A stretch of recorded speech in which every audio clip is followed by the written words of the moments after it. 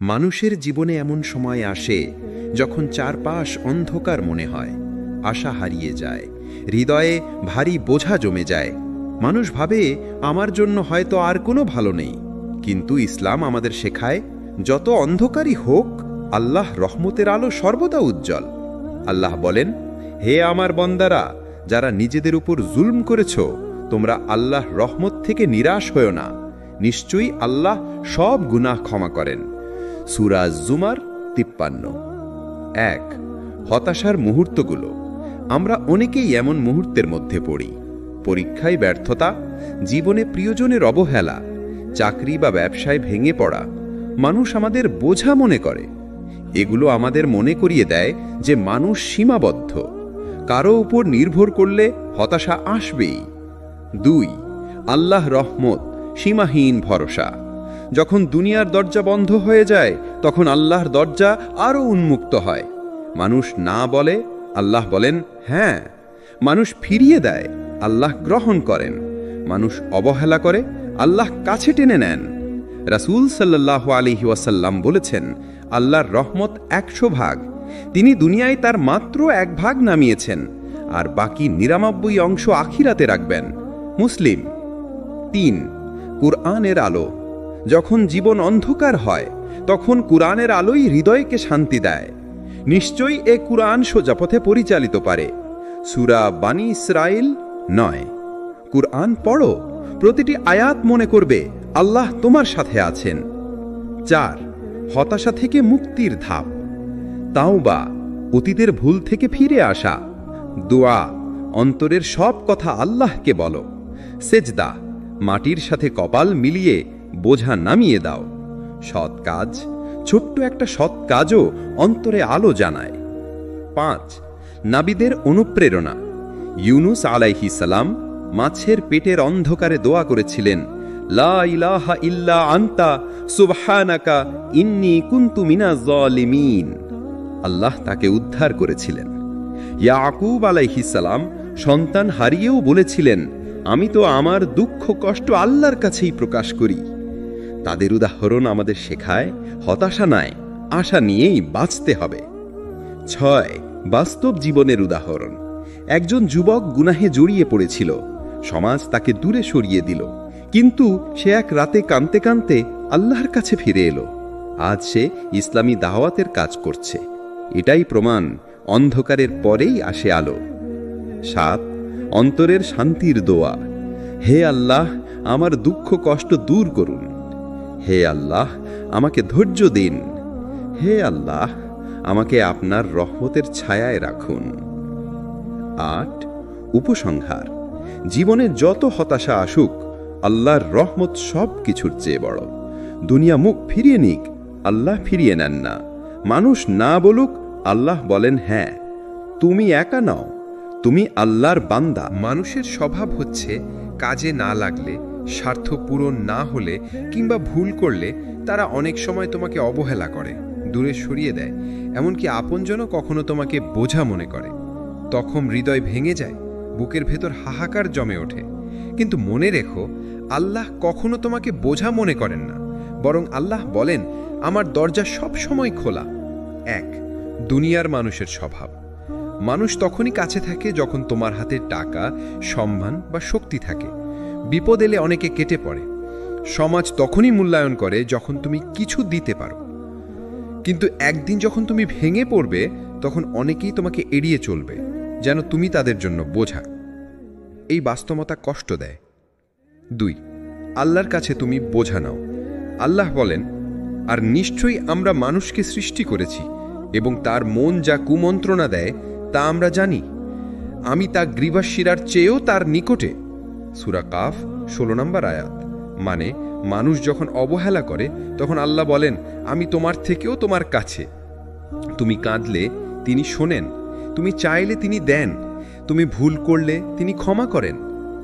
3। বোঝা নয়, রহমতের কেন্দ্র।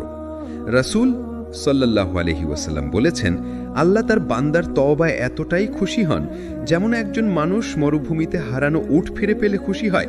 বুখারী ও মুসলিম। এখানে বোঝানো হয়েছে, আমরা ভাবি আমরা আল্লাহর জন্য বোঝা, অথচ আল্লাহ আমাদের ফিরে আসায় আনন্দ পান। 4. একা হয়ে যাওয়ার সময়। বন্ধু দূরে সরে গেছে, পরিবার বোঝে নেই, সমাজ হাসাহাসি করছে।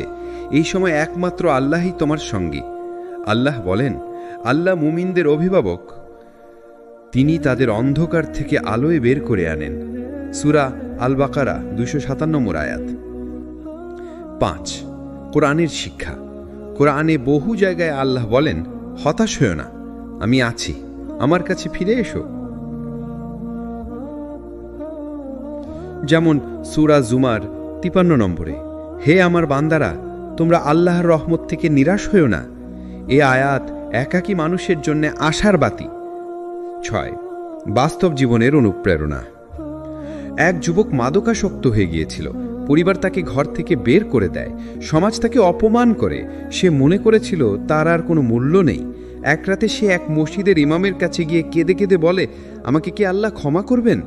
ইমাম উত্তর দিলেন, আল্লাহ সব কিছু ক্ষমা করতে পারেন যদি তুমি সত্যিই ফিরে আসতে চাও।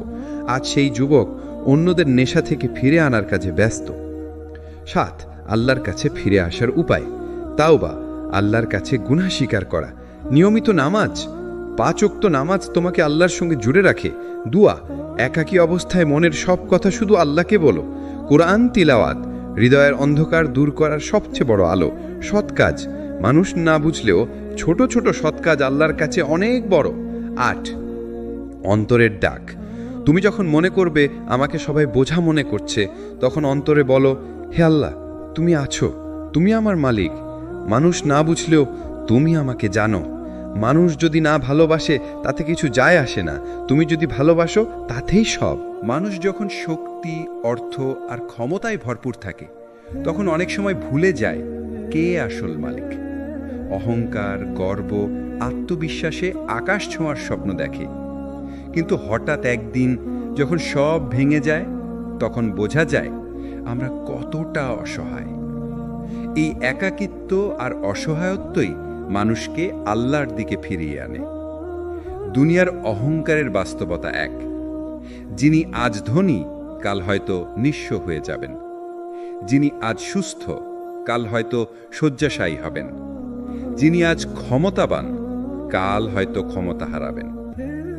কোরআনে আল্লাহ বলেন, দুনিয়ার জীবন তো কেবল খেলা ও আমোদ প্রমোদ। সূরা মুহাম্মদ 36 নম্বর আয়াত। অহংকার যত বড় হোক, সময়ের এক ধাক্কাতেই তা ভেঙে পড়ে। 2. একা হওয়ার শিক্ষা। যখন সবাই পাশে থাকে তখন আমরা ভাবি আমরা অনেক কিছু, কিন্তু যখন একা হয়ে যাই তখন বুঝি আমাদের প্রকৃত শক্তি আল্লাহর ছাড়া কিছুই নয়। রাসূল সাল্লাল্লাহু আলাইহি ওয়াসাল্লাম বলেছেন, যে ব্যক্তি বিনয়ী হয় আল্লাহর জন্য, আল্লাহ তাকে উঁচু করেন। মুসলিম।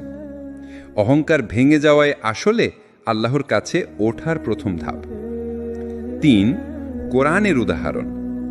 ফিরাউন দুনিয়ার সবচেয়ে বড় অহংকারী ছিল, বলেছিল আমিই তোমাদের সর্বোচ্চ রব।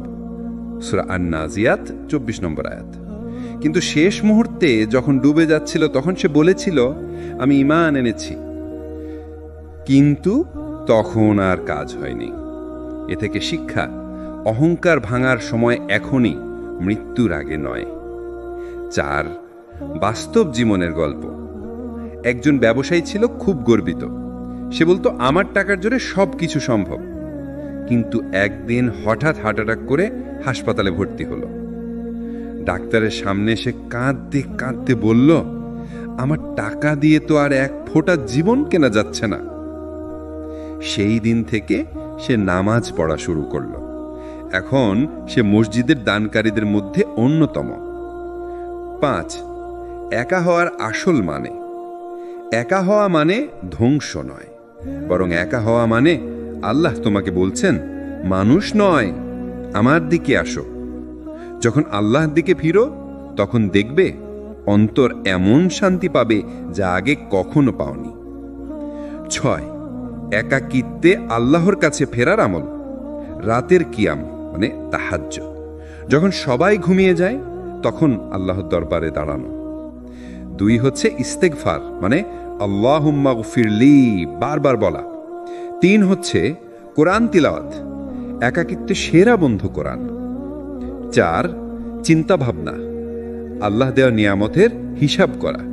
5 শুকর আদায়, সামান্য জিনিসের জন্য আল্লাহকে ধন্যবাদ দেওয়া।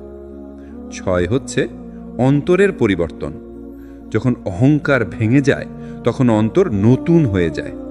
আগে যে গুনাহে ডুবে ছিল এখন তা থেকে বাঁচতে চেষ্টা করে। আগে যে নামাজ ছাড়ত এখন তা আঁকড়ে ধরে। আগে যে মানুষকে ছোট ভাবত এখন সবার প্রতি নম্র হয়। এটাই হচ্ছে আসল সফলতা।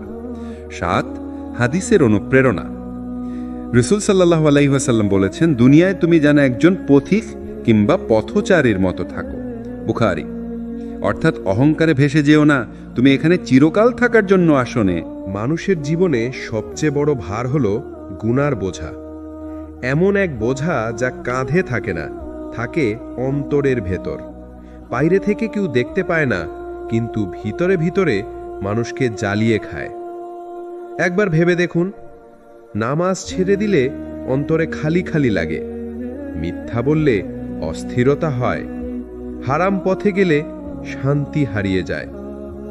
কেন এমন হয়? কারণ গুনাহ আমাদের অন্তরকে কালো করে ফেলে। রাসূল সাল্লাল্লাহু আলাইহি ওয়াসাল্লাম বলেছেন, যখন মানুষ কোনো গুনাহ করে তখন তার হৃদয়ে একটি কালো দাগ পড়ে। যদি সে তওবা করে তা মুছে যায়, কিন্তু যদি সে তওবা না করে এবং গুনাহের উপর অব্যাহত থাকে তবে সেই দাগ বাড়তে থাকে যতক্ষণ না পুরো হৃদয়ে ঢেকে যায়। তিরমিজি। 1 গুনাহের বোঝা কতটা ভারী।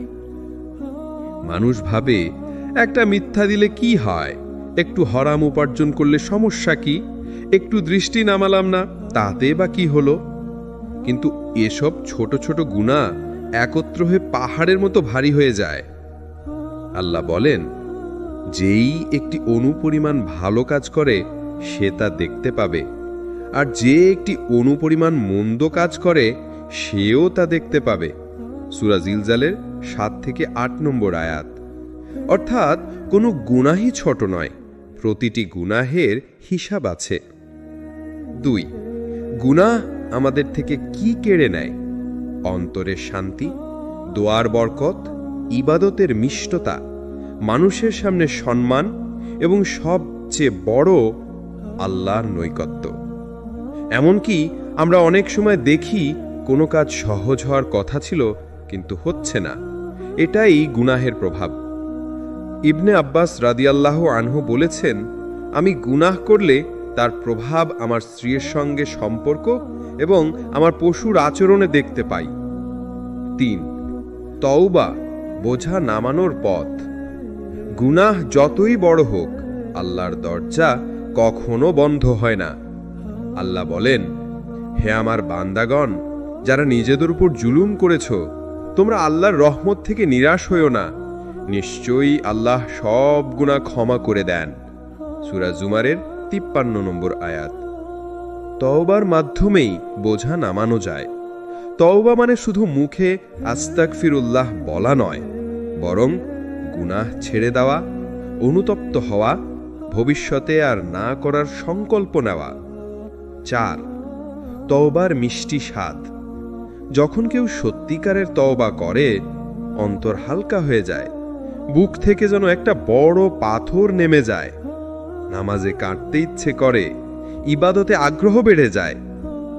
একজন মানুষ একবার রাসূল সাল্লাল্লাহু আলাইহি ওয়াসাল্লামের কাছে এসে বলল, ইয়া রাসূলুল্লাহ, আমি অনেক বড় গুনাহ করেছি, আল্লাহ কি আমাকে ক্ষমা করবেন?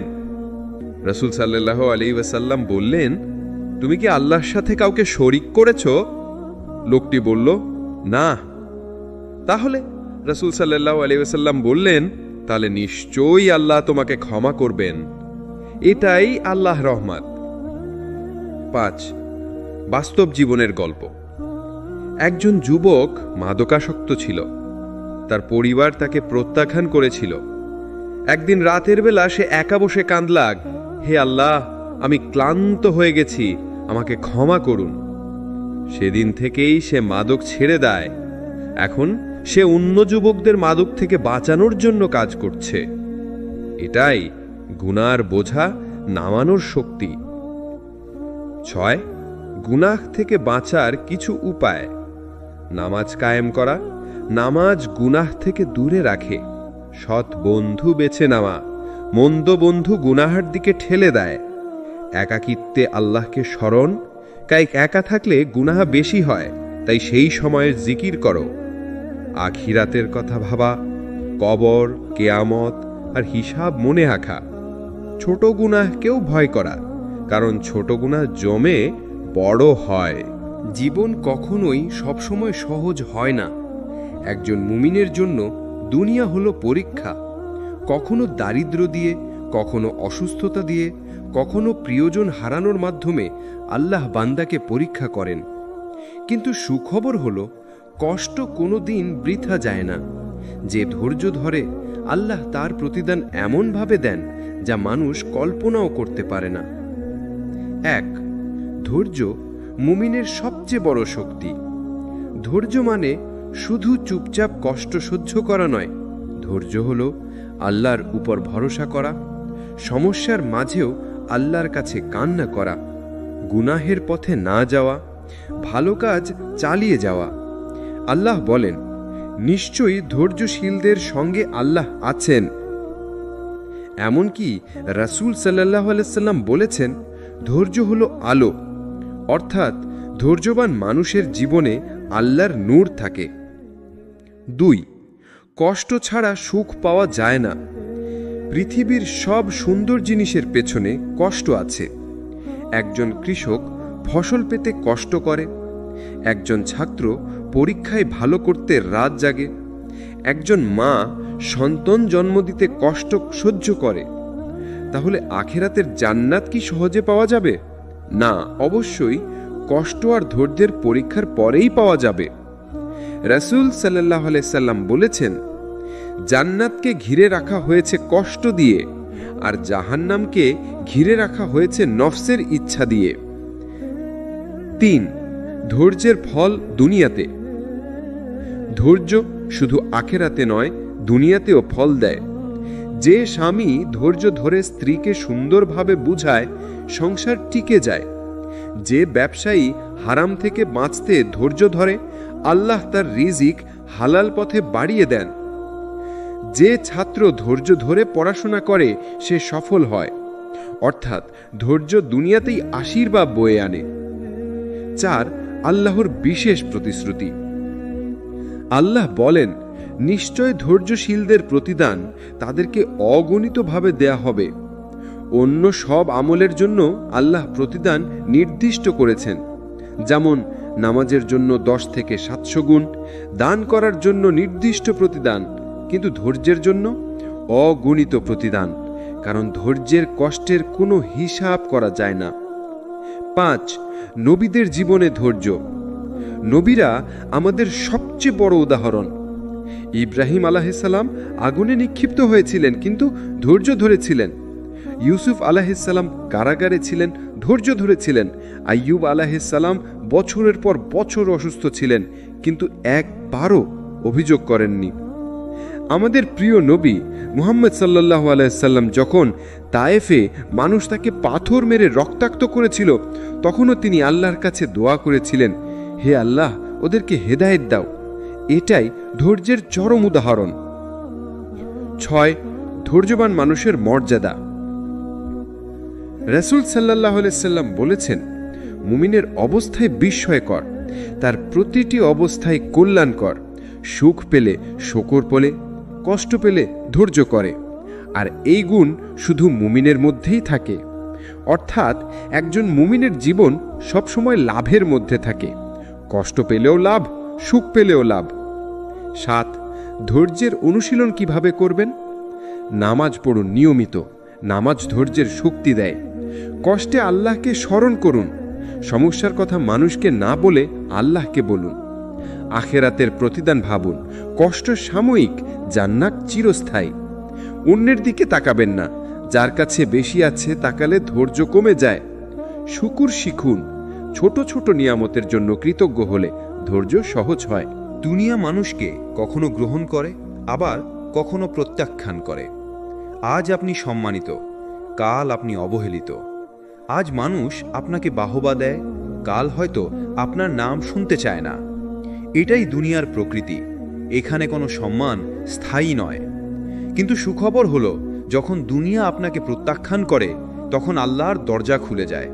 আর আল্লাহর দরজায় যে সম্মান পায় তাকে আর কেউ অপমান করতে পারে না। এক, মানুষ কেন প্রত্যাখ্যান করে? মানুষের দুনিয়াবি স্বার্থ আছে। আপনি টাকা দিলেই আপনাকে ভালোবাসবে, আপনার কাছে কিছু পাওয়ার আশা থাকলে আপনাকে সম্মান করবে, আপনার মুখে হাসি থাকলে আপনাকে গ্রহণ করবে। কিন্তু একবার আপনি দুর্বল হলেন, দরিদ্র হলেন, কষ্টে পড়লেন, মানুষের দৃষ্টি সরে যাবে। আল্লাহ বলেন, মানুষ তো দুর্বল সৃষ্টি। সূরা নিসা ২৮। মানুষ দুর্বল, তাই তাদের ভালোবাসা ও সম্মানও দুর্বল। রাসূল সাল্লাল্লাহু আলাইহি ওয়াসাল্লামের জীবন থেকে শিক্ষা। রাসূল সাল্লাল্লাহু আলাইহি ওয়াসাল্লামের জীবনে আমরা দেখি, মক্কার কুরাইশরা প্রথমে তাকে সৎ বলে জানত, কিন্তু যখন তিনি আল্লাহর দাওয়াত দিলেন তখন তারা তাকে প্রত্যাখ্যান করল। তাকে জাদুকর, কবি, পাগল, যেসব কটূক্তি আছে সবই বলেছিল। তবুও আল্লাহ তাকে ছেড়ে দেননি, বরং তাকে আখিরাতে সর্বোচ্চ সম্মান মাকাম মাহমুদ দিয়েছেন। এ থেকেই শিক্ষা পাওয়া যায়, মানুষের প্রত্যাখ্যান আসলে আল্লাহর সম্মানের সোপান। দুনিয়ার অপমান আসলে পরীক্ষা। দুনিয়ার সম্মান অপমান সবই পরীক্ষা। যখন মানুষ আপনাকে অপমান করে তখন আল্লাহ দেখেন আপনি কি মানুষের পেছনে দৌড়াবেন নাকি আল্লাহর দরজায় আসবেন। রাসূল সাল্লাল্লাহু আলাইহি ওয়াসাল্লাম বলেছেন, যে আল্লাহর জন্য বিনয়ী হয় আল্লাহ তাকে উঁচুতে তোলেন। মুসলিম। অর্থাৎ দুনিয়া আপনাকে নিচে নামালেও আল্লাহ আপনাকে উপরে তুলবেন। আখিরাতের সম্মান দুনিয়ার তুলনায় কেমন? দুনিয়ার সম্মান কয়েক বছর থাকে, আখিরাতের সম্মান চিরস্থায়ী। দুনিয়ার সম্মান মানুষ দেয়, আখিরাতের সম্মান আল্লাহ দেবেন। দুনিয়ার সম্মান ঈর্ষার কারণ হয়, আখিরাতের সম্মান জান্নাতের কারণ হয়। আল্লাহ বলেন, সেদিন কিয়ামতের দিন সম্মান একমাত্র আল্লাহর জন্য হবে। সূরা মুনাফিকুন ৮। অর্থাৎ প্রকৃত সম্মান শুধু আখিরাতে। যে সম্মান আল্লাহ দেন, আল্লাহ তার বান্দাকে ৩ ভাবে সম্মান দেন। দুনিয়ায় মানুষের হৃদয়ে স্থান দেন। যেমন রাসূল সাল্লাল্লাহু আলাইহি ওয়াসাল্লাম বলেন, যখন আল্লাহ কারো জন্য ভালো চান তখন তিনি ফেরেশতাদের বলেন, আমি এই বান্দাকে ভালোবাসি, তোমরাও তাকে ভালোবাসো। তারপর মানুষও তাকে ভালোবাসে। বুখারী, মুসলিম। কবরের মধ্যে শান্তি দেন। দুনিয়ায় যত অপমানই হোক, আল্লাহ তার প্রিয় বান্দাকে কবরের আধারে শান্তি দেবেন। আখিরাতে জনসমক্ষে সম্মান দেবেন। হাদিসে আছে, কিয়ামতের দিন আল্লাহর আরশের ছায়ায় ৭ শ্রেণীর মানুষ থাকবে। তাদের একজন হবেন যে মানুষ আল্লাহর জন্য কেঁদেছিল। বুখারী, মুসলিম। এটাই হলো সর্বোচ্চ সম্মান। যখন সমাজ আপনাকে বোঝা ভাবে, অনেক সময় সমাজ ভাবে বৃদ্ধ মানুষ সমান বোঝা, অসুস্থ মানুষ সমান বোঝা, দরিদ্র মানুষ সমান বোঝা, অনাথ শিশু সমান বোঝা, কিন্তু আল্লাহর কাছে এরা সবচেয়ে প্রিয়। রাসূল সাল্লাল্লাহু আলাইহি ওয়াসাল্লাম বলেছেন, তোমরা দুর্বলদের কারণে রিজিক পেয়ে থাকো। আবু দাউদ। অর্থাৎ যাদের মানুষ বোঝা ভাবে তাদের কারণেই আল্লাহ রিজিক দেন, রহমত দেন। মানুষ ভুল করে, কেউ ইচ্ছা করে, কেউ অজান্তেই। কেউ ছোট গুনাহ করে, কেউ বড় গুনাহে ডুবে যায়। গুনাহের অন্ধকার যখন হৃদয়ে ঢুকে পড়ে তখন জীবন হয়ে যায় ভারী, মন হয়ে যায় অশান্ত এবং আত্মা হয়ে যায় বন্দী। কিন্তু সুখবর হলো, আল্লাহ রহমত এতই বিশাল যে কোনো অন্ধকার হৃদয়কেও তিনি আলোয় ভরিয়ে দিতে পারেন। তওবা সেই চাবি যা পাপের গোহর থেকে মুক্ত করে আলোর পথে নিয়ে যায়। ১. গুনাহের অন্ধকার কেমন? গুনাহ এমন এক অন্ধকার যা প্রথমে ছোট মনে হয় কিন্তু পরে বড় হয়ে যায়, যার হৃদয়ে কালো দাগ তৈরি করে, যা মানুষের ঈমানকে দুর্বল করে। রাসূল সাল্লাল্লাহু আলাইহি ওয়াসাল্লাম বলেছেন, যখন একজন বান্দা কোনো গুনাহ করে তখন তার হৃদয়ে একটি কালো দাগ পড়ে। যদি সে তাওবা করে দাগ মুছে যায়, আর যদি আবার গুনাহ করে দাগ বড় হতে থাকে। তিরমিজি। এই দাগই হল সেই অন্ধকার যা আল্লাহের আলোকে ঢেকে দেয়। ২. শয়তানের ফাঁদ। শয়তান মানুষকে গুনাহে ফেলতে ২ ভাবে চেষ্টা করে। প্রলুব্ধ করে, যেমন একটু করলে কিছু হবে না, অথবা আল্লাহ তো ক্ষমাশীল। হতাশ করে। যেমন, তুমি এত গুনাহ করেছ, এখন আল্লাহ তোমাকে ক্ষমা করবেন না, অথবা তুমি জান্নাতের যোগ্য নও। কিন্তু আল্লাহের ঘোষণা স্পষ্ট, হে আমার বান্দারা, যারা নিজেদের প্রতি সীমা লঙ্ঘন করেছ, তোমরা আল্লাহ রহমত থেকে নিরাশ হইও না। নিশ্চয়ই আল্লাহ সব গুনাহ ক্ষমা করেন। সূরা জুমারে। ৩. তওবার দরজা সব সময় খোলা। রাসূল সাল্লাল্লাহু আলাইহি ওয়াসাল্লাম বলেছেন, আল্লাহ তার বান্দার তওবা কবুল করতে থাকেন যতক্ষণ না রূহ গলায় পৌঁছে যায়। অর্থাৎ জীবনের শেষ মুহূর্ত পর্যন্ত তওবার দরজা খোলা। যতই পাপী হোক, যতই অন্ধকারে ডুবে যাক, ফিরে আসলে আল্লাহ কবুল করবেন। ৪. তওবা করার ধাপ। তওবা শুধু মুখে আস্তাগফিরুল্লাহ বলাই নয়, সঠিক তওবা করার 4টি ধাপ আছে। গুনাহ ছেড়ে দেওয়া। গুনাহ বন্ধ না করলে তওবা পূর্ণ হয় না। অতীতে করা গুনাহের জন্য অনুতপ্ত হওয়া। হৃদয়ে কষ্ট অনুভব করতে হবে। আবার না করার দৃঢ় প্রতিজ্ঞা করা। আল্লাহর কাছে প্রতিশ্রুতি দিতে হবে। যদি কারো হক নষ্ট হয়ে থাকে, তা ফেরত দেওয়া বা মাফ চাওয়া। তওবা দ্বারা জীবনে প্রশান্তি আসে, ইবাদতে মিষ্টি স্বাদ আসে, আল্লাহ নিকটবর্তী হওয়ার অনুভূতি জন্মায়। রাসূল সাল্লাল্লাহু আলাইহি ওয়াসাল্লাম বলেছেন, যে ব্যক্তি তওবা করে সে সেই ব্যক্তির মতো যে কখনো গুনাহ করেনি। ইবনে মাজাহ। মানুষের স্বভাব হলো সে কাউকে না কাউকের প্রয়োজন মনে করে, হয় বন্ধু, হয় পরিবার, হয় সমাজ। কেউ না কেউ তার পাশে থাকুক, এটাই চায়। কিন্তু বাস্তবতা হলো একসময় সবাই ছেড়ে যায়। বন্ধুরা দূরে সরে যায়, আত্মীয়রা মুখ ফিরিয়ে নেয়, এমনকি কাছের মানুষও একদিন সাড়া দেয় না। সেই মুহূর্তে মানুষ ভেঙে পড়ে, ভাবে আমি একা। কিন্তু না, সে একা নয়, কারণ আল্লাহ সব সময় আছেন, তিনি কখনো ছাড়েন না। ১. দুনিয়ার সম্পর্ক ক্ষণস্থায়ী। বন্ধু আজ আছে, কাল নেই। সম্পদ আজ আছে, কাল হারিয়ে যায়। স্বাস্থ্য আজ আছে, কাল দুর্বল হয়ে পড়ে। সব দুনিয়াবী সম্পর্ক হলো অস্থায়ী, কেউ চিরদিন পাশে থাকে না। কিন্তু আল্লাহর সম্পর্ক হলো চিরস্থায়ী। তিনি সেই সত্তা যিনি জন্ম থেকে মৃত্যু এবং মৃত্যুর পরেও বান্দার সাথে থাকেন। ২. কুরআনের শিক্ষা। আল্লাহ বলেন, আমি আমার বান্দাদের শিরা উপশিরার থেকেও নিকটবর্তী। সূরা কাফ ১৬। অর্থাৎ যখন সবাই দূরে যায়, তখনও আল্লাহ এতটাই নিকটবর্তী যে আমাদের হৃদয়ের কথাও তিনি জানেন। আরেক আয়াতে বলেছেন, তোমরা যদি আল্লাহকে সাহায্য করো, তিনি তোমাদের সাহায্য করবেন এবং তোমাদের দৃঢ় করবেন। সূরা মুহাম্মদ ৭। ৩. নবীদের উদাহরণ। হযরত ইব্রাহিম আলাইহিস সালাম যখন আগুনে নিক্ষিপ্ত হলেন, তখন তার পাশে কেউ ছিল না, কিন্তু আল্লাহ ছিলেন, আর আগুন শীতল হয়ে গেল। হযরত ইউসুফ আলাইহিস সালাম কূপে একা ছিলেন, কারাগারে একা ছিলেন, কিন্তু আল্লাহ তার সাথেই ছিলেন। এগুলো আমাদের শেখায়, মানুষ ছেড়ে গেলেও আল্লাহ কখনো ছাড়েন না। ৪. একান্ত সম্পর্কের মানে কি?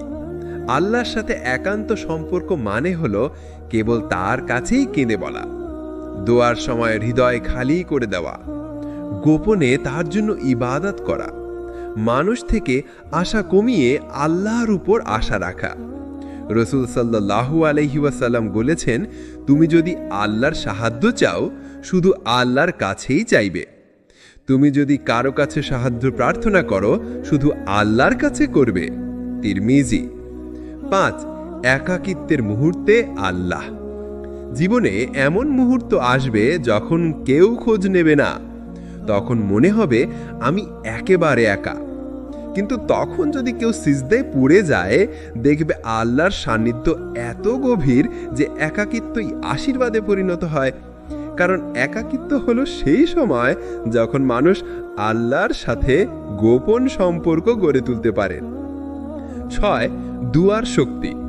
আল্লাহ বলেন, তোমাদের রব বলেছেন, আমাকে ডাকো, আমি সাড়া দেব। সূরা গাফির ৬০। এখানে আল্লাহ সরাসরি প্রতিশ্রুতি দিয়েছেন, তাহলে কেন মানুষের দরজায় গিয়ে হতাশ হব? যার দরজা কখনো বন্ধ হয় না তার দরজায় কড়া নাড়তে হবে। 7. আল্লাহর সাথে একান্ত সম্পর্ক গড়ার উপায়। 1. তাহাজ্জুদ পড়া, অর্থাৎ রাতের নিস্তব্ধতায় আল্লাহর সাথে কথা বলা। 2. কুরআন পড়া, কুরআনে প্রতিটি আয়াত আল্লাহর পক্ষ থেকে আমাদের উদ্দেশ্যে চিঠি। 3. আস্তাগফিরুল্লাহ বলা, বারবার ক্ষমা চাওয়া, মনের গ্লানি ঝেড়ে ফেলা। 4. সিজদায় কান্না করা, এটাই মানুষের সবচেয়ে সুন্দর মুহূর্ত। 8. যখন আল্লাহই যথেষ্ট। আল্লাহ বলেন, আল্লাহ আমার জন্য যথেষ্ট, তিনি সর্বোত্তম কারিগর। সূরা আলী ইমরান 173। যে হৃদয় এ কথা বুঝতে পারে সে আর মানুষের কাছে দৌড়ায় না, কারণ সে জানে আল্লাহই তার রিজিকদাতা, তার সহায়, তার আশ্রয়। মানুষ স্বাভাবিকভাবে সুখ চায়, শান্তি চায়, কষ্ট এড়িয়ে যেতে চায়, কিন্তু আল্লাহ মানুষকে দুনিয়ায় পাঠিয়েছেন পরীক্ষা দেওয়ার জন্য। এই পরীক্ষার মাধ্যমেই হলো কষ্ট, দুঃখ, দারিদ্র্য, ক্ষতি, একাকিত্ব কিংবা প্রিয়জনের মৃত্যু। অনেকেই ভাবে কষ্ট মানেই অভিশাপ, অথচ বাস্তবে কষ্টের আড়ালে আছে রহমত, আর সেই রহমত পাওয়া যায় এক জিনিসের মাধ্যমে, ধৈর্য। প্রথমেই ধৈর্যের সংজ্ঞা। ধৈর্য মানে শুধু চুপচাপ কষ্ট সহ্য করা নয়। ধৈর্য মানে আল্লাহর সিদ্ধান্তে সন্তুষ্ট থাকা, আশা না হারানো, গুনাহ থেকে বিরত থাকা, ইবাদতে দৃঢ় থাকা। রাসূল সাল্লাল্লাহু আলাইহি ওয়াসাল্লাম বলেছেন, ধৈর্য হলো আলো, অর্থাৎ ধৈর্য এমন এক নূর যা অন্ধকার সময়েও পথ দেখায়। 2. কোরআনে ধৈর্য। আল্লাহ বলেন, হে মুমিনগণ, ধৈর্য এবং নামাজের মাধ্যমে সাহায্য চাও, নিশ্চয়ই আল্লাহ ধৈর্যশীলদের সাথে আছেন। সূরা বাকারায় 153 নম্বর আয়াত। এখানে সরাসরি প্রতিশ্রুতি আছে আল্লাহ ধৈর্যশীলদের সাথে থাকেন। মানুষ যদি ছেড়ে দেয় তবুও ধৈর্যের কারণে আল্লাহর সাথে থাকেন। 3. নবীদের ধৈর্যের কাহিনী। হযরত আইয়ুব আলাইহিস সালাম, তিনি বছরের পর বছর অসুস্থ ছিলেন, সব কিছু হারিয়েছিলেন, কিন্তু আল্লাহর প্রতি অভিযোগ করেননি। অবশেষে আল্লাহ তাকে সুস্থতা ও দ্বিগুণ নেয়ামত ফিরিয়ে দিয়েছিলেন। হযরত ইউসুফ আলাইহিস সালাম, ভাইরা কূপে ফেলে দিয়েছিল, অন্যায়ভাবে কারাগারে বন্দী করেছিল, তবুও ধৈর্যের সাথে আল্লাহর উপর ভরসা রেখেছিলেন। শেষে আল্লাহ তাকে রাজ্যের মর্যাদা দিয়েছিলেন। রাসূল সাল্লাল্লাহু আলাইহি ওয়াসাল্লাম জীবনের প্রতিটি ধাপে কষ্ট পেয়েছেন, কিন্তু ধৈর্য হারাননি, তাই আল্লাহ তাকে সর্বশ্রেষ্ঠ সম্মানিত করেছেন। 4. কষ্ট আসলে কি করবেন? ধৈর্য ধরে থাকতে হলে কিছু কাজ জরুরি। ইন্না লিল্লাহি ওয়া ইন্না ইলাইহি রাজিউন পড়া। এতে মনে পড়ে যায় সবকিছু আল্লাহর কাছ থেকেই এসেছে এবং একদিন তার কাছেই ফিরে যেতে হবে। নামাজ পড়া। নামাজ হলো ধৈর্যের শক্তি। সিজদায় পড়লে কষ্ট হালকা হয়ে যায়। আলহামদুলিল্লাহ বলা। প্রতিটি কষ্টের মাঝেও আল্লাহর নেয়ামত খুঁজে বের করা। অভিযোগ না করা।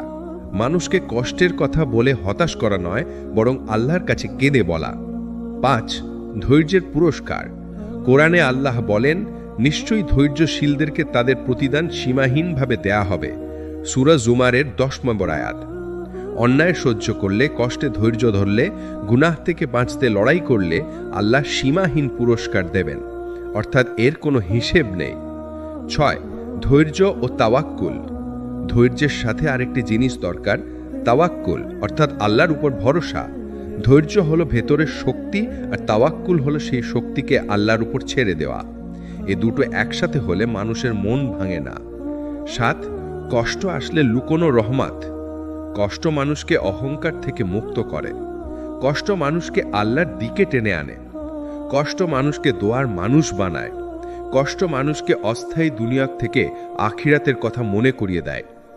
আল্লাহর দৃষ্টিতে কষ্ট কখনো অভিশাপ নয়, বরং এটি বান্দাকে পরিশুদ্ধ করার উপায়। 8. ধৈর্যশীলদের মর্যাদা। রাসূল সাল্লাল্লাহু আলাইহি ওয়াসাল্লাম বলেছেন, কোনো মুসলিম যদি কষ্ট পায়, ক্লান্তি, অসুস্থতা, দুঃখ, দুশ্চিন্তা বা কোনো দুঃখেরজনক ঘটনা, এমনকি একটি কাঁটাও যদি তাকে খোঁচা দেয়, আল্লাহ তার কারণে তার গুনাহ মাফ করে দেন। সহিহ মুসলিম, সহিহ বুখারী। দীর্ঘ যাত্রার শেষ প্রান্তে এসে আমরা একটি বাস্তবতা অনুভব করি, জীবন যতই অন্ধকারে ঢেকে যাক না কেন, আল্লাহর রহমত কখনো নিভে যায় না। মানুষ যখন সমাজের কাছে বোঝা মনে হয়, আত্মীয়রা মুখ ফিরিয়ে নেয়, দুনিয়ার দরজা বন্ধ হয়ে যায়, তখনও আকাশের একটি দরজা সব সময় খোলা থাকে, আল্লাহর দরজা।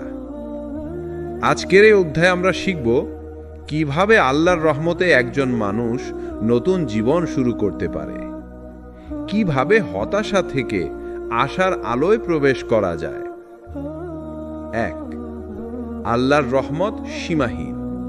কুরআনে আল্লাহ বলেছেন, হে আমার বান্দারা, যারা নিজেদের উপর জুলুম করেছ, তোমরা আল্লাহর রহমত থেকে নিরাশ হইও না। নিশ্চয়ই আল্লাহ সমস্ত গুনাহ ক্ষমা করেন। সূরা জুমার আয়াত 53। এই আয়াত হল কোরআনের সবচেয়ে আশার বার্তা। যত বড় গুনাহই হোক, আল্লাহ ক্ষমা করতে প্রস্তুত। মানুষ যদি আন্তরিকভাবে ফিরে আসে, আল্লাহ নতুন জীবন দান করেন। 2. নতুন জীবনের সূচনা। নতুন জীবন শুরু করতে যা দরকার: তওবা, অতীতের ভুল স্বীকার করা, কান্না করে ক্ষমা চাওয়া। নতুন নিয়ত, ভবিষ্যতে আর গুনাহের পথে না যাওয়ার সংকল্প করা। সুন্দর সঙ্গ, নেককার বন্ধুদের সাথে সময় কাটানো। ইবাদত বৃদ্ধি, নামাজ, কোরআন তিলাওয়াত, দোয়া এবং জিকিরকে জীবনের অংশ বানানো। ধৈর্য এবং কৃতজ্ঞতা, সুখে কৃতজ্ঞ, কষ্টে ধৈর্যশীল হওয়া। 3. হতাশা নয়, আশা। হতাশা হলো শয়তানের অস্ত্র। শয়তান চায় মানুষ মনে করুক যে আমার জীবন শেষ, আমি আর ভালো হতে পারবো না।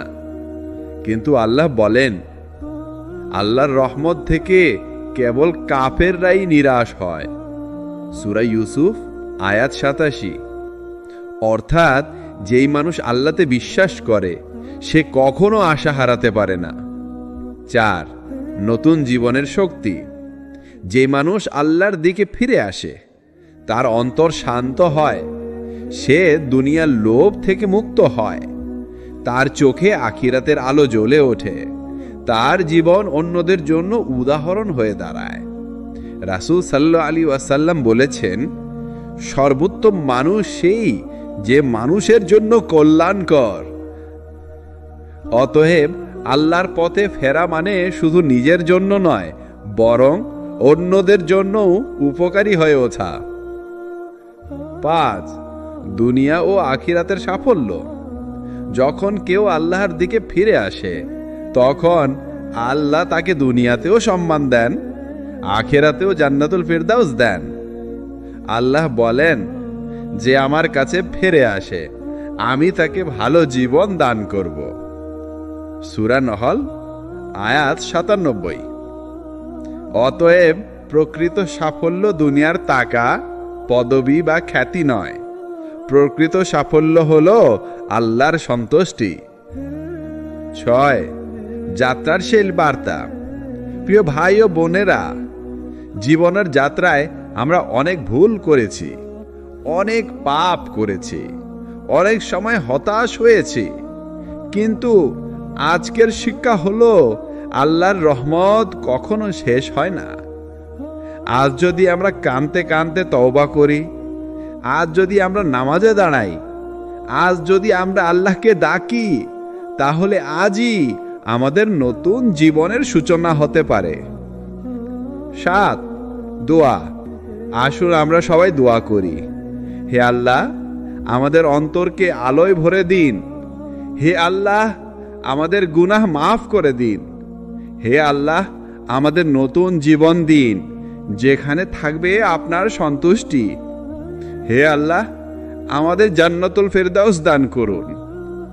উপসংহার: আমাদের এই দীর্ঘ আলোচনার যাত্রা একটাই বার্তা দেয়, অন্ধকার যতই ঘন হোক না কেন, আল্লাহর আলো সব সময় উপস্থিত। শুধু আমাদের দরকার সেই আলোর দিকে এগিয়ে যাওয়া।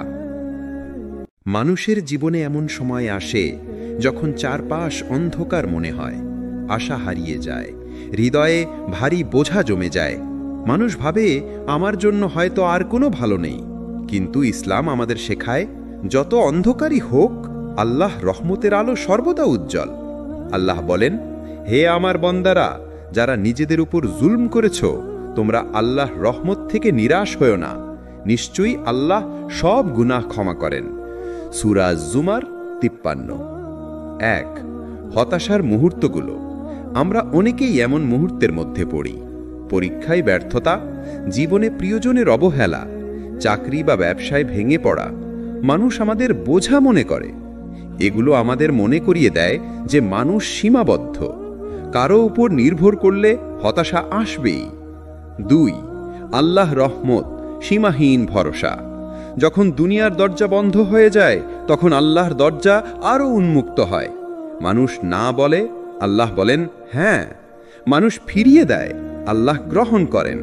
মানুষ অবহেলা করে, আল্লাহ কাছে টেনে নেন। রাসূল সাল্লাল্লাহু আলাইহি ওয়াসাল্লাম বলেছেন, আল্লাহর রহমত 100 ভাগ, তিনি দুনিয়ায় তার মাত্র 1 ভাগ নামিয়েছেন, আর বাকি 99 অংশ আখিরাতে রাখবেন। মুসলিম। 3। কুরআনের আলো। যখন জীবন অন্ধকার হয়, তখন কুরআনের আলোই হৃদয়কে শান্তি দেয়। নিশ্চয়ই এ কুরআন সোজা পথে পরিচালিত পারে। সূরা বানী ইসরাইল 9। কুরআন পড়ো, প্রতিটি আয়াত মনে করবে আল্লাহ তোমার সাথে আছেন। 4। হতাশা থেকে মুক্তির ধাপ। তাওবা, অতীতের ভুল থেকে ফিরে আসা। দোয়া, অন্তরের সব কথা আল্লাহকে বলো। সেজদা, মাটির সাথে কপাল মিলিয়ে বোঝা নামিয়ে দাও। সৎ কাজ, ছোট্ট একটা সৎ কাজও অন্তরে আলো জানায়। 5। নাবিদের অনুপ্রেরণা। ইউনুস আলাইহিস সালাম মাছের পেটের অন্ধকারে দোয়া করেছিলেন, লা ইলাহা ইল্লা আনতা সুবহানাকা ইন্নী কুনতু মিনাজ জালিমিন। আল্লাহ তাকে উদ্ধার করেছিলেন। ইয়াকুব আলাইহিস সালাম সন্তান হারিয়েও বলেছিলেন, আমি তো আমার দুঃখ কষ্ট আল্লাহর কাছেই প্রকাশ করি। তাদের উদাহরণ আমাদের শেখায় হতাশা নয়, আশা নিয়েই বাঁচতে হবে। 6। বাস্তব জীবনের উদাহরণ। একজন যুবক গুনাহে জড়িয়ে পড়েছিল, সমাজ তাকে দূরে সরিয়ে দিল, কিন্তু সে এক রাতে কাঁদতে কাঁদতে আল্লাহর কাছে ফিরে এলো। আজ সে ইসলামী দাওয়াতের কাজ করছে। এটাই প্রমাণ, অন্ধকারের পরেই আসে আলো। 7। অন্তরের শান্তির দোয়া। হে আল্লাহ, আমার দুঃখ কষ্ট দূর করুন। হে আল্লাহ, আমাকে ধৈর্য দিন। হে আল্লাহ, আমাকে আপনার রহমতের ছায়ায় রাখুন। 8। উপসংহার। জীবনে যত হতাশা আসুক, আল্লাহর রহমত সব কিছুর চেয়ে বড়। দুনিয়া মুখ ফিরিয়ে নিক, আল্লাহ ফিরিয়ে নেন না। মানুষ না বলুক, আল্লাহ বলেন হ্যাঁ। তুমি একা নও, তুমি আল্লাহর বান্দা। মানুষের স্বভাব হচ্ছে কাজে না লাগলে, স্বার্থ পূরণ না হলে কিংবা ভুল করলে তারা অনেক সময় তোমাকে অবহেলা করে, দূরে সরিয়ে দেয়, এমনকি আপনজনও কখনো তোমাকে বোঝা মনে করে। তখন হৃদয় ভেঙে যায়, বুকের ভেতর হাহাকার জমে ওঠে।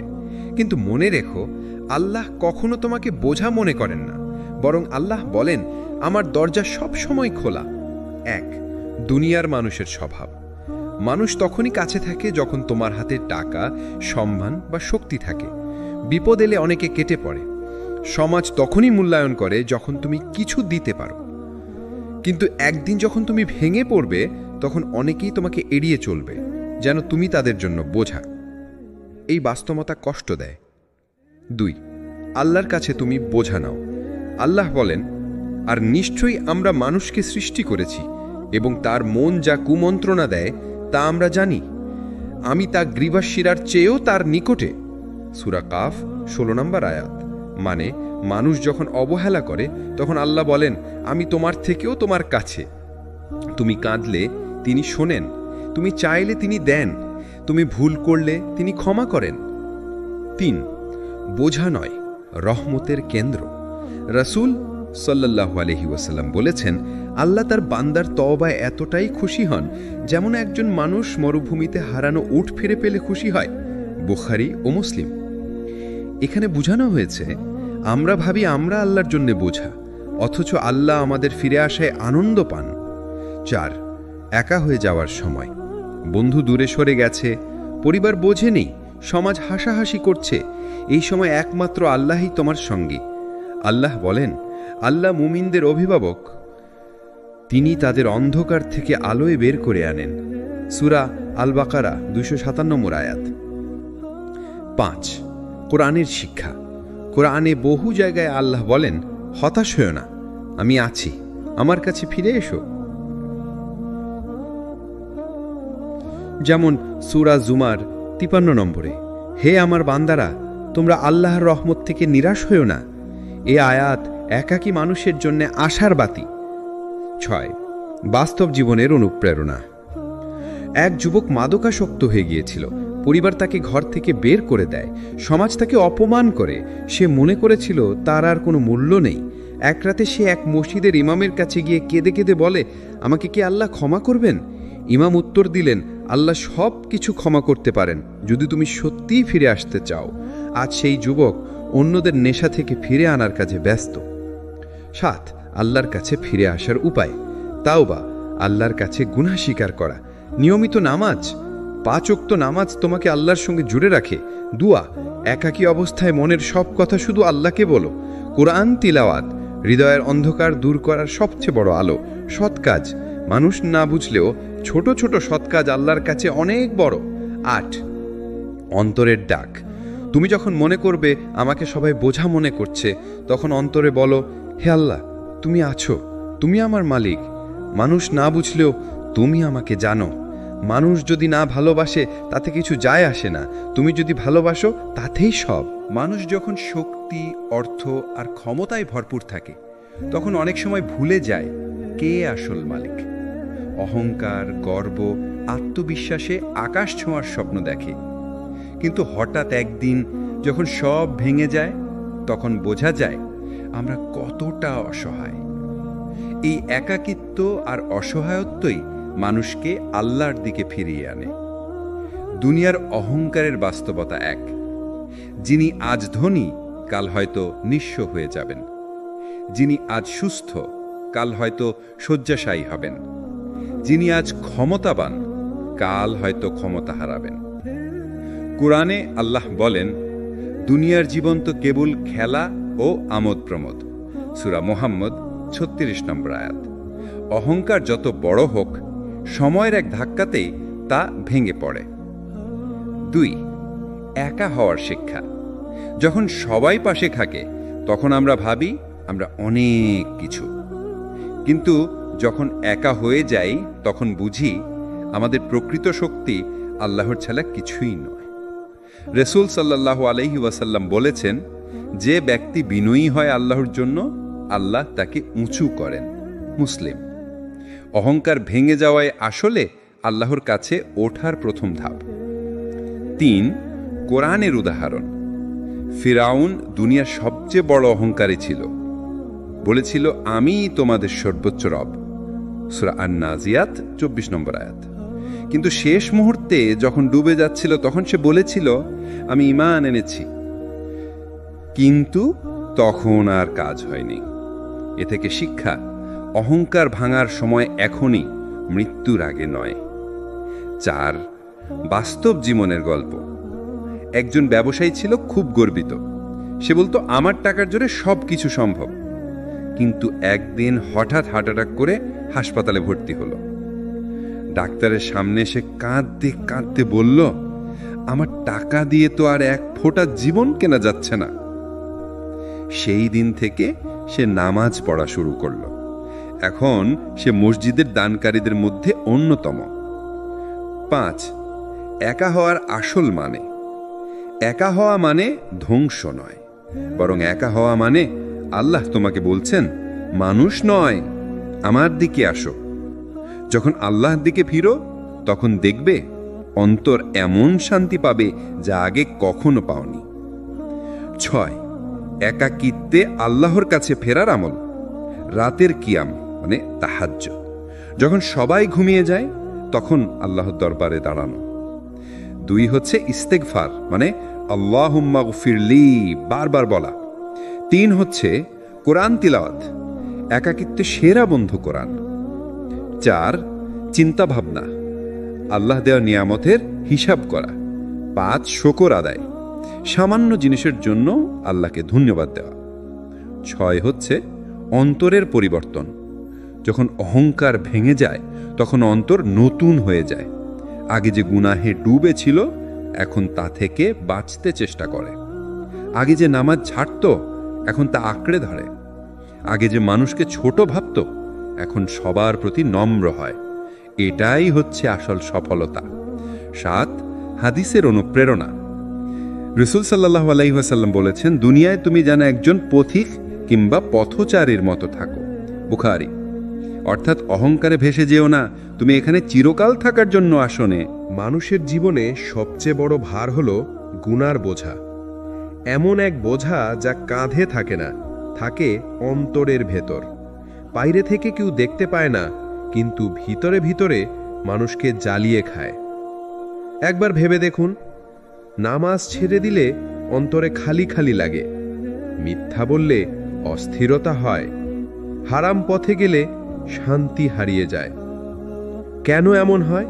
কারণ গুনাহ আমাদের অন্তরকে কালো করে ফেলে। রাসূল সাল্লাল্লাহু আলাইহি ওয়াসাল্লাম বলেছেন, যখন মানুষ কোনো গুনাহ করে তখন তার হৃদয়ে একটি কালো দাগ পড়ে। যদি সে তওবা করে তা মুছে যায়, কিন্তু যদি সে তওবা না করে এবং গুনাহের উপর অব্যাহত থাকে তবে সেই দাগ বাড়তে থাকে যতক্ষণ না পুরো হৃদয়ে ঢেকে যায়। তিরমিজি। 1 গুনাহের বোঝা কতটা ভারী। মানুষ ভাবে, একটা মিথ্যা দিলে কি হয়, একটু হারাম উপার্জন করলে সমস্যা কি, একটু দৃষ্টি নামালাম না তাতে বা কি হলো। কিন্তু এসব ছোট ছোট গুনাহ একত্র হয়ে পাহাড়ের মতো ভারী হয়ে যায়। আল্লাহ বলেন, যেই একটি অনুপরিমাণ ভালো কাজ করে সে তা দেখতে পাবে, আর যে একটি অনুপরিমাণ মন্দ কাজ করে সেও তা দেখতে পাবে। সূরা জিলজালের 7 থেকে 8 নম্বর আয়াত। অর্থাৎ কোনো গুনাহই ছোট নয়, প্রতিটি গুনাহের হিসাব আছে। 2 গুনাহ আমাদের থেকে কি কেড়ে নেয়? অন্তরের শান্তি, দোয়ার বরকত, ইবাদতের মিষ্টতা, মানুষের সামনে সম্মান এবং সবচেয়ে বড় আল্লাহর নৈকট্য। এমনকি আমরা অনেক সময় দেখি কোনো কাজ সহজ হওয়ার কথা ছিল কিন্তু হচ্ছে না। এটাই গুনাহের প্রভাব। ইবনে আব্বাস রাদিয়াল্লাহু আনহু বলেছেন, আমি গুনাহ করলে তার প্রভাব আমার স্ত্রীর সঙ্গে সম্পর্ক এবং আমার পশুর আচরণে দেখতে পাই। 3 তওবা বোঝা নামানোর পথ। গুনাহ যতই বড় হোক আল্লাহর দরজা কখনো বন্ধ হয় না। আল্লাহ বলেন, হে আমার বান্দাগণ, যারা নিজেদের উপর জুলুম করেছ, তোমরা আল্লাহর রহমত থেকে নিরাশ হইও না, নিশ্চয়ই আল্লাহ সব গুনাহ ক্ষমা করে দেন। সূরা জুমারের 53 নম্বর আয়াত। তওবার মাধ্যমেই বোঝা নামানো যায়। তওবা মানে শুধু মুখে আস্তাগফিরুল্লাহ বলা নয়, বরং গুনাহ ছেড়ে দেওয়া, অনুতপ্ত হওয়া, ভবিষ্যতে আর না করার সংকল্প নেওয়া। 4 তওবার মিষ্টি স্বাদ।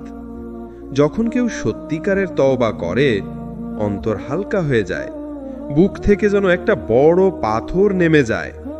নামাজে কাটতে ইচ্ছে করে, ইবাদতে আগ্রহ বেড়ে যায়। একজন মানুষ একবার রাসূল সাল্লাল্লাহু আলাইহি ওয়াসাল্লামের কাছে এসে বলল, ইয়া রাসূলুল্লাহ, আমি অনেক বড় গুনাহ করেছি, আল্লাহ কি আমাকে ক্ষমা করবেন? রাসূল সাল্লাল্লাহু আলাইহি ওয়াসাল্লাম বললেন, তুমি কি আল্লাহর সাথে কাউকে শরীক করেছো? লোকটি বলল, না। তাহলে রাসূল সাল্লাল্লাহু আলাইহি ওয়াসাল্লাম বললেন, তাহলে নিশ্চয়ই আল্লাহ তোমাকে ক্ষমা করবেন। এটাই আল্লাহর রহমত। 5 বাস্তব জীবনের গল্প। একজন যুবক মাদকাসক্ত ছিল। তার পরিবার তাকে প্রত্যাখ্যান করেছিল। একদিন রাতের বেলা সে একা বসে কাঁদল, হে আল্লাহ, আমি ক্লান্ত হয়ে গেছি, আমাকে ক্ষমা করুন।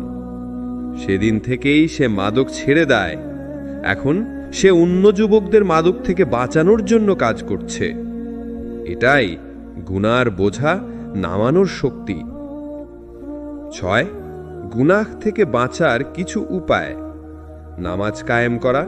নামাজ গুনাহ থেকে দূরে রাখে, সৎ বন্ধু বেছে নেওয়া, মন্দ বন্ধু গুনাহের দিকে ঠেলে দেয়।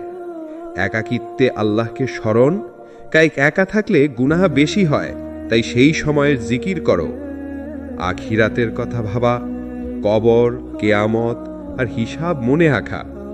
ছোট গুনাহকেও ভয় করা, কারণ ছোট গুনাহ জমে বড় হয়। জীবন কখনোই সবসময় সহজ হয় না। একজন মুমিনের জন্য দুনিয়া হলো পরীক্ষা।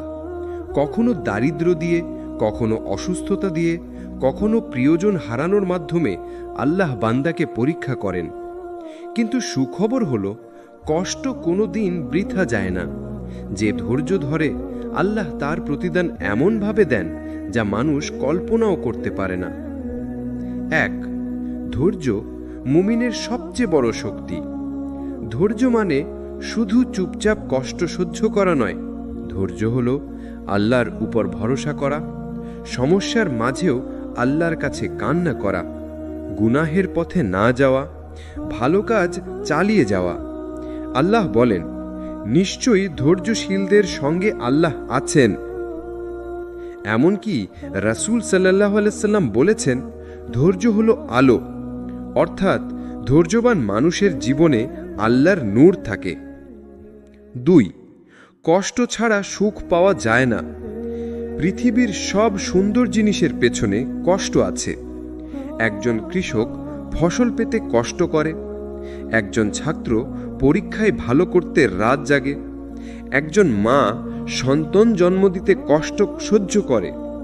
তাহলে আখিরাতের জান্নাত কি সহজে পাওয়া যাবে? না, অবশ্যই কষ্ট আর ধৈর্যের পরীক্ষার পরেই পাওয়া যাবে। রাসূল সাল্লাল্লাহু আলাইহি সাল্লাম বলেছেন, জান্নাতকে ঘিরে রাখা হয়েছে কষ্ট দিয়ে, আর জাহান্নামকে ঘিরে রাখা হয়েছে নফসের ইচ্ছা দিয়ে। 3. ধৈর্যের ফল দুনিয়াতে। ধৈর্য শুধু আখিরাতে নয়, দুনিয়াতেও ফল দেয়। যে স্বামী ধৈর্য ধরে স্ত্রীকে সুন্দরভাবে বুঝায়, সংসার টিকে যায়। যে ব্যবসায়ী হারাম থেকে বাঁচতে ধৈর্য ধরে, আল্লাহ তার রিজিক হালাল পথে বাড়িয়ে দেন। যে ছাত্র ধৈর্য ধরে পড়াশোনা করে, সে সফল হয়। অর্থাৎ ধৈর্য দুনিয়াতেই আশীর্বাদ বয়ে আনে। 4. আল্লাহর বিশেষ প্রতিশ্রুতি। আল্লাহ বলেন, নিশ্চয় ধৈর্যশীলদের প্রতিদান তাদেরকে অগণিতভাবে দেয়া হবে।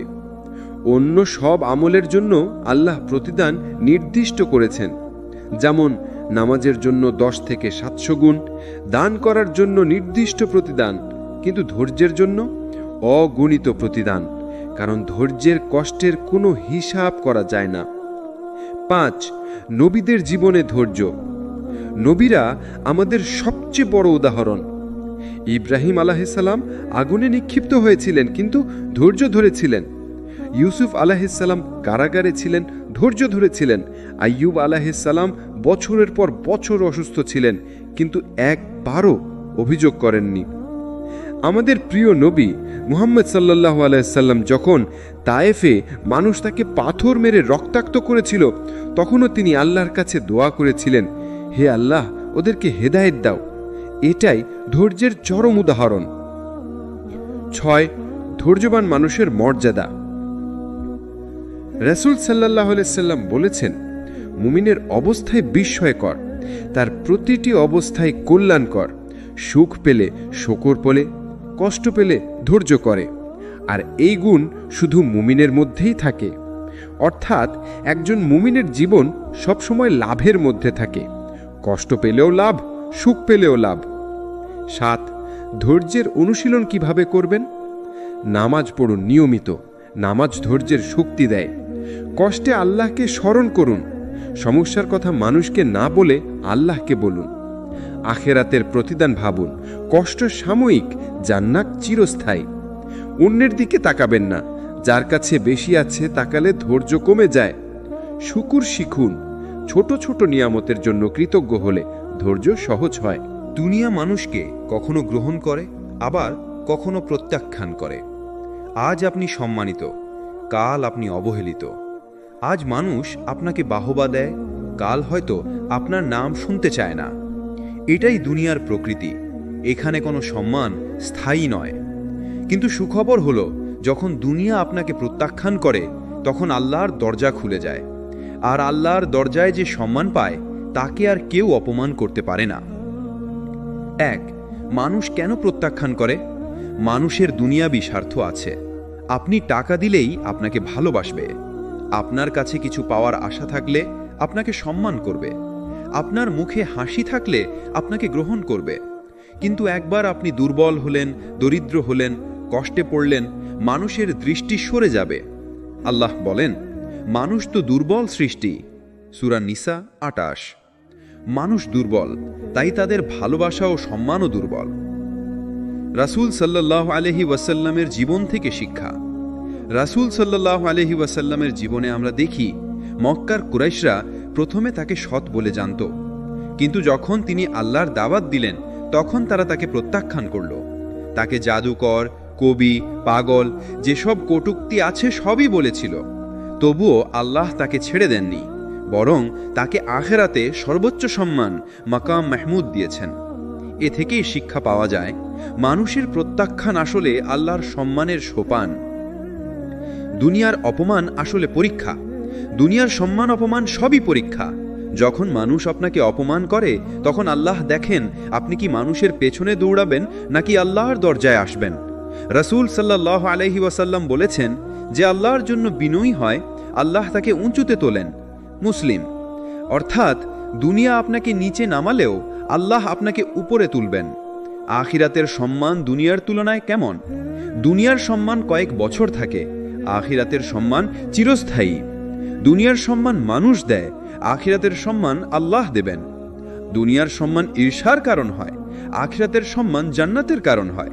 আল্লাহ বলেন, সেদিন কিয়ামতের দিন সম্মান একমাত্র আল্লাহর জন্য হবে। সূরা মুনাফিকুন 8।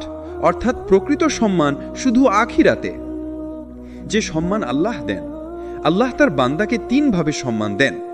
দুনিয়ায় মানুষের হৃদয়ে স্থান দেন, যেমন রাসূল সাল্লাল্লাহু আলাইহি ওয়াসাল্লাম বলেন, যখন আল্লাহ কারো জন্য ভালো চান তখন তিনি ফেরেশতাদের বলেন, আমি এই বান্দাকে ভালোবাসি, তোমরাও তাকে ভালোবাসো। তারপর মানুষও তাকে ভালোবাসে। বুখারী, মুসলিম। কবরের মধ্যে শান্তি দেন। দুনিয়ায় যত অপমানই হোক, আল্লাহ তার প্রিয় বান্দাকে কবরের আধারে শান্তি দেবেন। আখিরাতে জনসমক্ষে সম্মান দেবেন। হাদিসে আছে, কিয়ামতের দিন আল্লাহর আরশের ছায়ায় 7 শ্রেণীর মানুষ থাকবে। তাদের একজন হবেন যে মানুষ আল্লাহর জন্য কেঁদেছিল। বুখারী, মুসলিম। এটাই হলো সর্বোচ্চ সম্মান। যখন সমাজ আপনাকে বোঝা ভাবে, অনেক সময় সমাজ ভাবে বৃদ্ধ মানুষ সমান বোঝা, অসুস্থ মানুষ সমান বোঝা, দরিদ্র মানুষ সমান বোঝা, অনাথ শিশু সমান বোঝা, কিন্তু আল্লাহর কাছে এরা সবচেয়ে প্রিয়। রাসূল সাল্লাল্লাহু আলাইহি ওয়াসাল্লাম বলেছেন, তোমরা দুর্বলদের কারণে রিজিক পেয়ে থাকো। আবু দাউদ। অর্থাৎ যাদের মানুষ বোঝা ভাবে তাদের কারণেই আল্লাহ রিজিক দেন, রহমত দেন। মানুষ ভুল করে, কেউ ইচ্ছা করে, কেউ অজান্তেই। কেউ ছোট গুনাহ করে, কেউ বড় গুনাহে ডুবে যায়। গুনাহের অন্ধকার যখন হৃদয়ে ঢুকে পড়ে তখন জীবন হয়ে যায় ভারী, মন হয়ে যায় অশান্ত এবং আত্মা হয়ে যায় বন্দী। কিন্তু সুখবর হলো, আল্লাহ রহমত এতই বিশাল যে কোনো অন্ধকার হৃদয়কেও তিনি আলোয় ভরিয়ে দিতে পারেন। তওবা সেই চাবি যা পাপের গোহর থেকে মুক্ত করে আলোর পথে নিয়ে যায়। 1. গুনাহের অন্ধকার কেমন? গুনাহ এমন এক অন্ধকার যা প্রথমে ছোট মনে হয় কিন্তু পরে বড় হয়ে যায়, যার হৃদয়ে কালো দাগ তৈরি করে, যা মানুষের ঈমানকে দুর্বল করে। রাসূল সাল্লাল্লাহু আলাইহি ওয়াসাল্লাম বলেছেন, যখন একজন বান্দা কোনো গুনাহ করে তখন তার হৃদয়ে একটি কালো দাগ পড়ে। যদি সে তাওবা করে দাগ মুছে যায়, আর যদি আবার গুনাহ করে দাগ বড় হতে থাকে। তিরমিজি।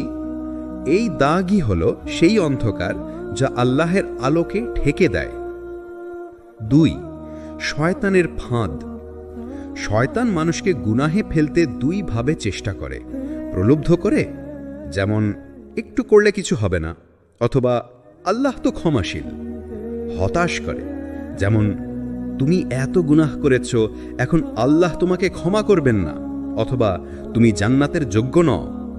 কিন্তু আল্লাহের ঘোষণা স্পষ্ট, হে আমার বান্দারা, যারা নিজেদের প্রতি সীমা লঙ্ঘন করেছ, তোমরা আল্লাহ রহমত থেকে নিরাশ হইও না। নিশ্চয়ই আল্লাহ সব গুনাহ ক্ষমা করেন। সূরা জুমারে। 3. তওবার দরজা সব সময় খোলা। রাসূল সাল্লাল্লাহু আলাইহি ওয়াসাল্লাম বলেছেন, আল্লাহ তার বান্দার তওবা কবুল করতে থাকেন যতক্ষণ না রূহ গলায় পৌঁছে যায়। অর্থাৎ জীবনের শেষ মুহূর্ত পর্যন্ত তওবার দরজা খোলা। যতই পাপী হোক, যতই অন্ধকারে ডুবে যাক, ফিরে আসলে আল্লাহ কবুল করবেন। 4. তওবা করার ধাপ। তওবা শুধু মুখে আস্তাগফিরুল্লাহ বলাই নয়, সঠিক তওবা করার 4টি ধাপ আছে। গুনাহ ছেড়ে দেওয়া। গুনাহ বন্ধ না করলে তওবা পূর্ণ হয় না। অতীতে করা গুনাহের জন্য অনুতপ্ত হওয়া। হৃদয়ে কষ্ট অনুভব করতে হবে। আবার না করার দৃঢ় প্রতিজ্ঞা করা। আল্লাহর কাছে প্রতিশ্রুতি দিতে হবে। যদি কারো হক নষ্ট হয়ে থাকে তা ফেরত দেওয়া বা মাফ চাওয়া। তওবা দ্বারা জীবনে প্রশান্তি আসে, ইবাদতে মিষ্টি স্বাদ আসে, আল্লাহ নিকটবর্তী হওয়ার অনুভূতি জন্মায়। রাসূল সাল্লাল্লাহু আলাইহি ওয়াসাল্লাম বলেছেন, যে ব্যক্তি তওবা করে সে সেই ব্যক্তির মতো যে কখনো গুনাহ করেনি। ইবনে মাজাহ। মানুষের স্বভাব হলো সে কাউকে না কাউকে প্রয়োজন মনে করে, হয় বন্ধু, হয় পরিবার, হয় সমাজ। কেউ না কেউ তার পাশে থাকুক, এটাই চায়।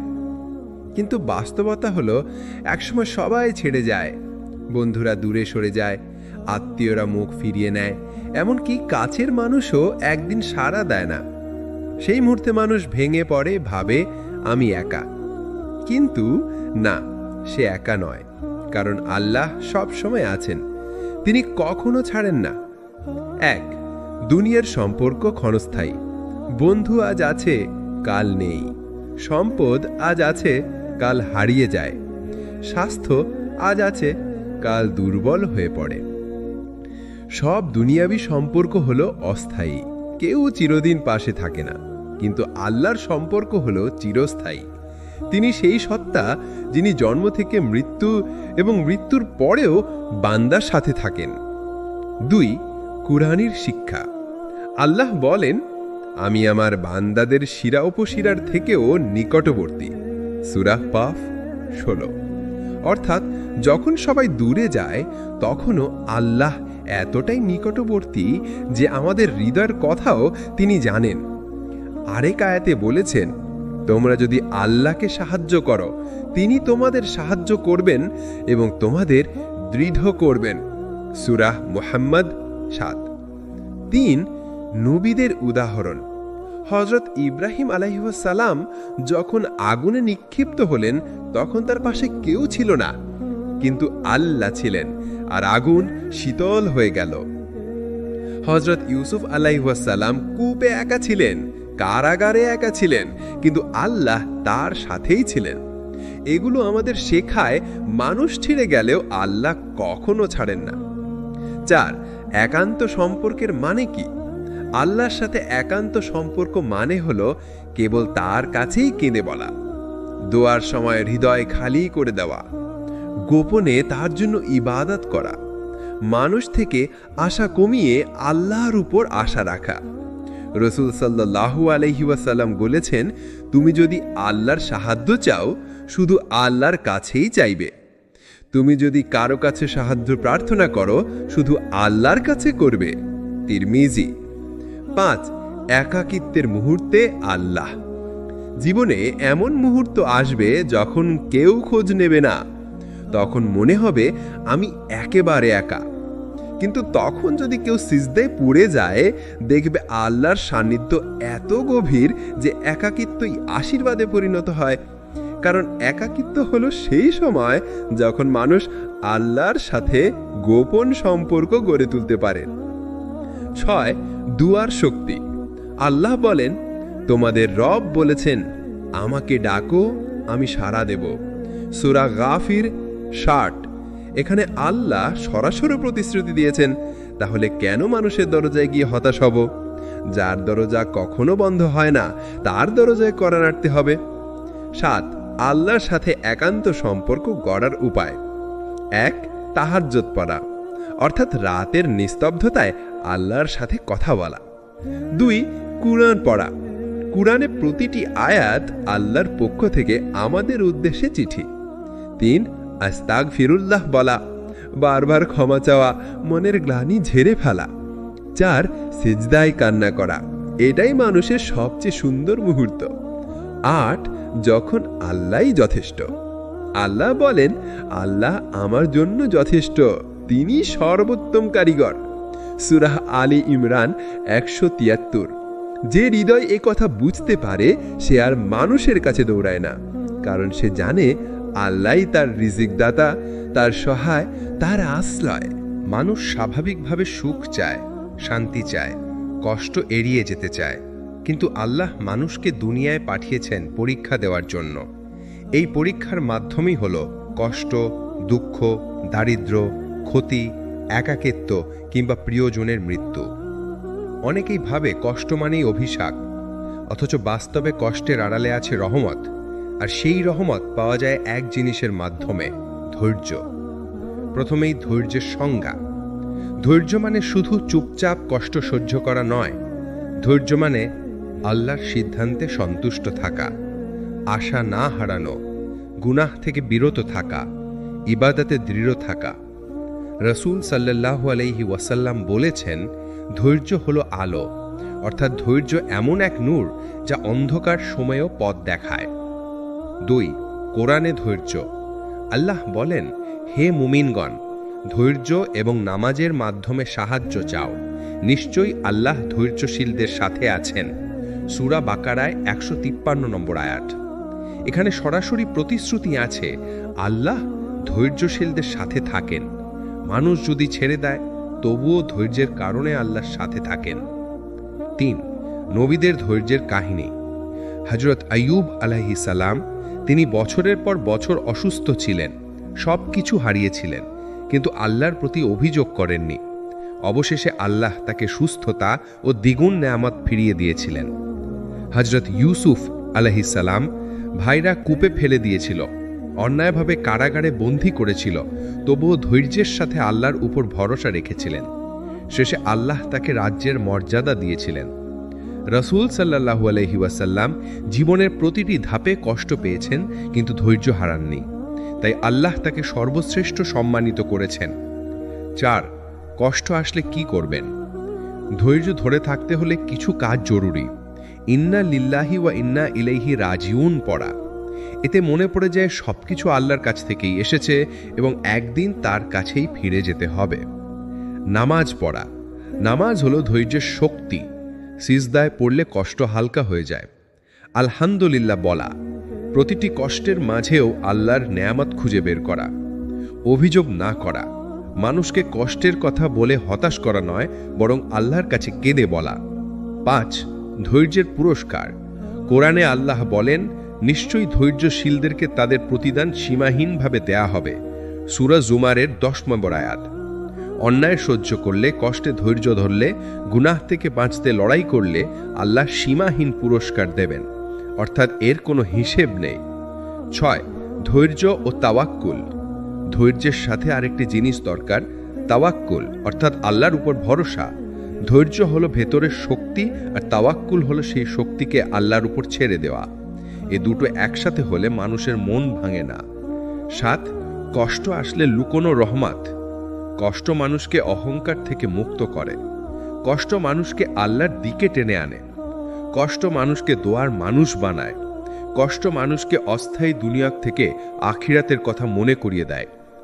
আল্লাহর দৃষ্টিতে কষ্ট কখনো অভিশাপ নয়, বরং এটি বান্দাকে পরিশুদ্ধ করার উপায়। 8. ধৈর্যশীলদের মর্যাদা। রাসূল সাল্লাল্লাহু আলাইহি ওয়াসাল্লাম বলেছেন, কোনো মুসলিম যদি কষ্ট পায়, ক্লান্তি, অসুস্থতা, দুঃখ, দুশ্চিন্তা বা কোনো দুঃখেরজনক ঘটনা, এমনকি একটি কাঁটাও যদি তাকে খোঁচা দেয়, আল্লাহ তার কারণে তার গুনাহ মাফ করে দেন।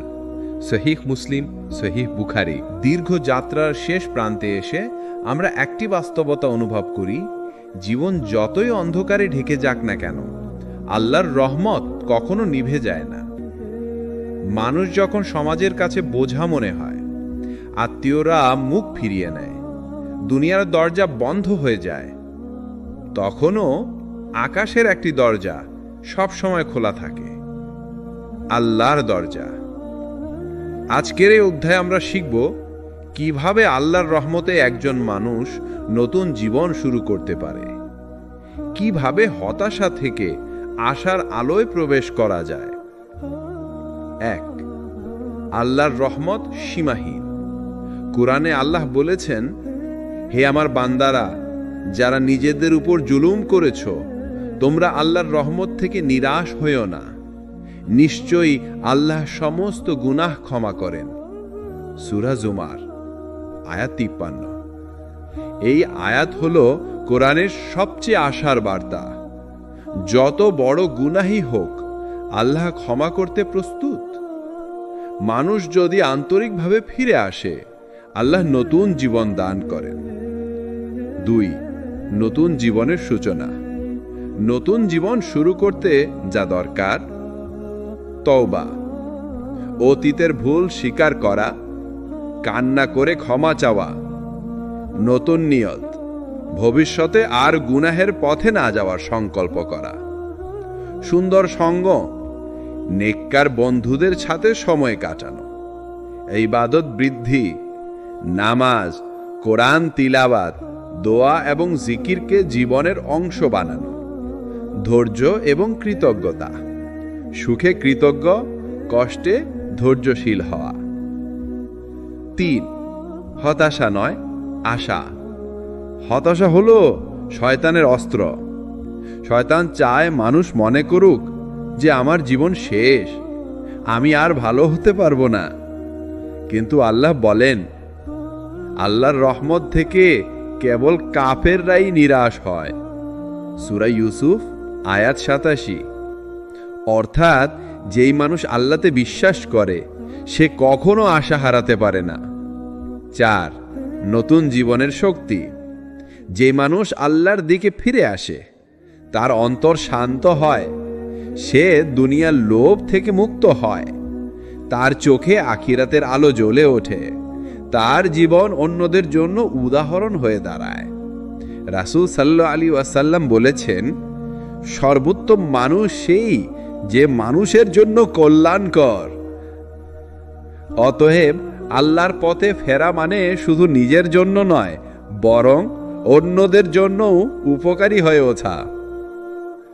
5. দুনিয়া ও আখিরাতের সাফল্য। যখন কেউ আল্লাহর দিকে ফিরে আসে, তখন আল্লাহ তাকে দুনিয়াতেও সম্মান দেন, আখিরাতেও জান্নাতুল ফিরদাউস দেন।